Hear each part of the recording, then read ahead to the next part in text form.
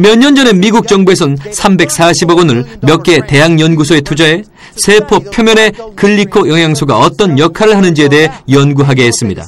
거기에서 밝혀낸 사실은요, 실제로 영향을 준다는 겁니다. 여기 기사가 있는데요. 오클라호마 데일리 신문입니다.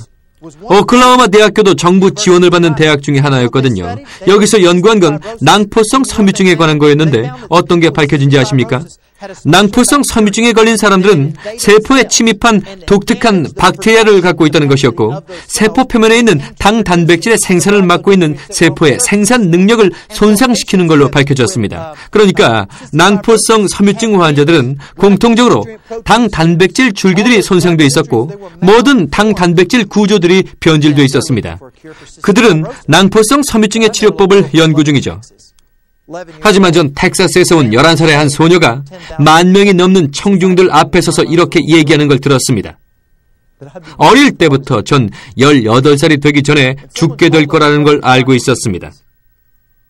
그런데 어떤 분이 저에게 이 글리코 영양소에 대해 알려주었어요.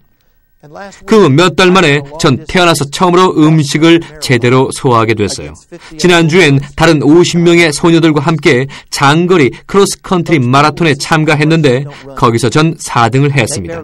낭포성 섬유증에 걸린 아이들은 뛰질 못합니다. 간신히 걸을 뿐 숨쉬기도 바쁘죠. 그 소녀는 이제 제대로 된 삶을 살고 있습니다. 의사는 내년에 다시 와라, 검사 안 해도 돼, 정말 놀랍다라고 했고, 소녀의 부모는 가래를 빼내기 위해서 더 이상 딸의 가슴을 치지 않게 되었습니다. 제가 누군가에게 이 글리코 영양소에 대해 전달하더라도 그들이 제가 얘기한 것들을 저처럼 진지하게 알아보고 확인해보지 않는다면 그들은 그 대가로 계속 고통 가운데 머무르게 될지도 모릅니다. 이 자체가 어떤 걸 치료하는 건 아니죠. 다만 여러분의 몸이 정상적으로 기능하도록 무장시켜주는 겁니다. 텍사스 남부에 사는 한 부인이 암 진단을 받고 다시 의사를 찾아갔습니다. 그리고 정밀검사 후에 수술을 해서 잘라내기로 했는데 막상 개복을 해보니까 악성 종양이 퍼져 있었습니다. 이런. 그들은 다시 봉합할 수밖에 없었고, 그녀는 유명한 앤더슨 암센터로 가서 다시 검사를 받았는데 검사 결과 굉장히 희귀한 종류의 육종암으로 판명됐고, 이런 얘기를 듣게 됐습니다. 이런 종류의 암에 걸린 사람 중 생존자는 단 한 명도 없었습니다. 2-3달밖에 안 넘었어요. 만약 항암과 방사선 치료를 하면 한 달 정도는 더 살 수 있습니다.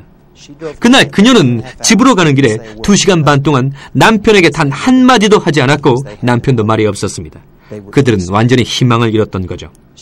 그러다가 오늘과 같은 정보를 듣게 됐는데 20개월이 지난 지금 그녀는 암에서 해방되었습니다. 그녀는 죽지 않았고 건강하게 살아있습니다. 이것이 그녀에게 희망을 줬고 그걸 행동으로 옮겼죠. 이건 질병 치료제가 아닙니다. 여러분이 어떤 병과 싸우든지 상관없이 이건 질병을 다루는 것이 아니고 우리 몸이 정상적으로 기능할 수 있도록 무장시켜주는 겁니다. 여러분께서 오늘 함께 나눈 제 말씀을 못 믿으신다면 더 나은 삶과 더 건강한 삶에 대한 기대로 여러분의 가슴이 벅차오르지 않으신다면 직접 알아보시길 바랍니다. 여러분께서 시간을 갖고 알아보신다면, 그래서 확신이 들게 되면 여러분의 가슴은 벅차게 될 것입니다. 더 나은 삶, 더 건강한 삶에 대한 새 희망을 찾게 될 테니까요. 여러분 감사합니다.